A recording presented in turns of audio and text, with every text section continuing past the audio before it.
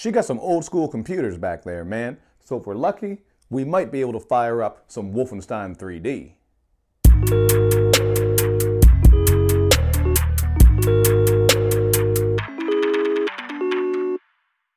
What's up, everybody? It's Luke James, not the singer.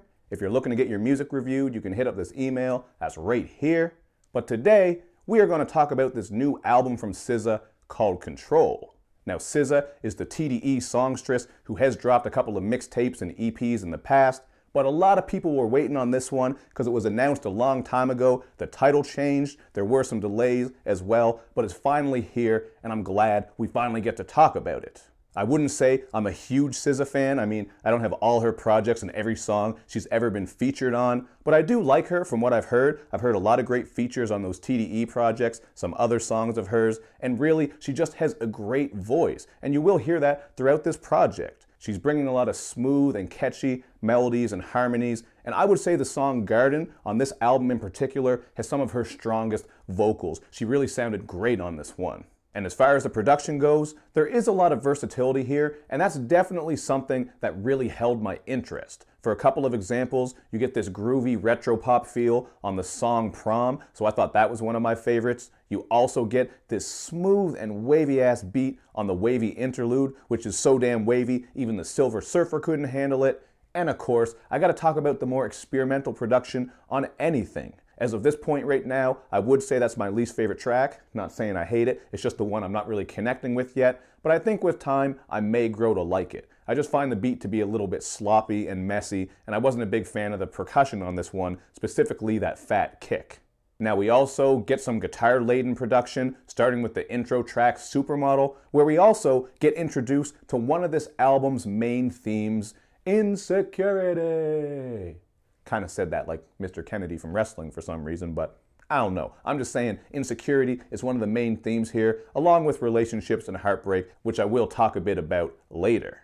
But on this song, Supermodel, she sings a bit about how men have left her for prettier girls, which is crazy to me because she's thicker than a bowl of peaches and cream oatmeal. And she also sings about how she stayed with men who were cheating on her just because the dick was so good. Or in other words, she was dicknatized.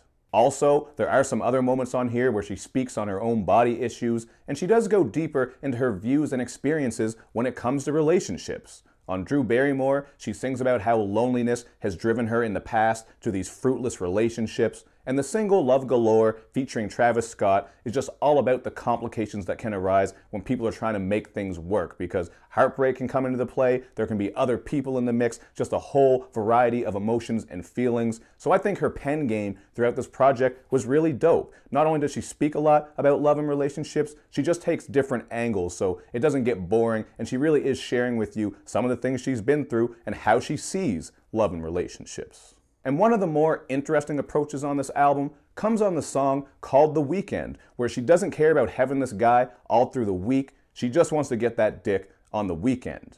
And it's not coming from a place of weakness where she's begging for this guy and just really desiring him at all times. She's perfectly okay just with having that dick appointment. So I thought that was a pretty cool approach for her to take, and she's just showing the power that she has. So as you listen through this project, you do get the feeling that SZA is really just trying to work on herself and practice some self-growth. On the song Normal Girl, she ponders what it would be like to be the type of woman a man would be proud of. And then on 20-something, she really goes deep into what it's like to be 20 and just all alone. I think that was a really interesting song that people will relate to, because sometimes when you hit those 20s, especially the mid to late 20s, you start thinking about how 30 is right around the corner and how you don't want to be alone. Of course, society has these pressures on you where you should be married, have kids, and all those types of things. So this was a really great track and just another example of how good her songwriting can be.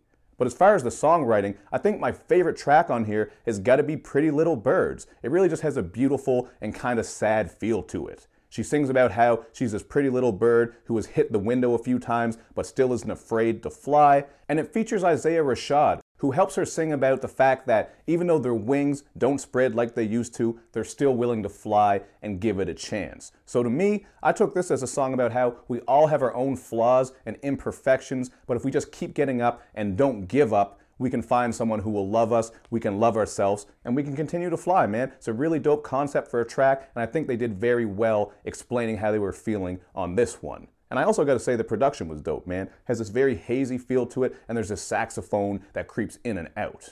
But my favorite track on here by far has got to be Doves in the Wind featuring Kendrick Lamar. This one is basically an ode to the power of pussy, and I really like how SZA tied in some nostalgic references. You'll hear her bring up Forrest Gump and how Jenny got on top of that thing, and also she references the Mad TV theme song, which is a damn classic show, and it was better than Saturday Night Live in a bunch of those years. But as for Kendrick's verse, he works this very smooth, melodic flow. He harmonizes pussy in a lot of interesting ways. But my favorite part is when he refers to pussy as a heavyweight champ, man. I'm a wrestling fan, and that shit just made me laugh. Like, can you imagine pussy coming out and being like, "You listen to me, brother. You're gonna make me come. Get in there. Do what you gotta do. Oh, yeah."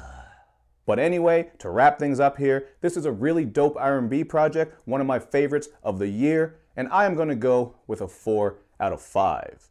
I really like how honest she is on this one, how she put her vulnerability out there while also showing us that she's working on herself. And there are even some really cool clips from her mother and grandmother throughout this project, and I think they really tie into the whole idea of control. I also got to mention, it's great that TDE didn't make this a goddamn long-ass project like they've been known to do with some of their past albums, because the runtime here, I believe it's about 49 minutes or something about that. I'll scroll across the screen if I mess it up. It just didn't drag on for too long, and I liked most of these tracks, including Go Gina. This is just a smooth little track, a little bit of a neo-soul vibe there, and of course, Broken Clocks has that 90s throwback sort of feel, as SZA is on here singing about ignoring time and just trying to do what she has to do to get ahead. So great beats, great vocals, love the content. 4 out of 5 is fair to me, man. But you guys can hit me up in the comments section with your thoughts, and make sure you do all that good YouTube and social media stuff, where you like my videos, you share them,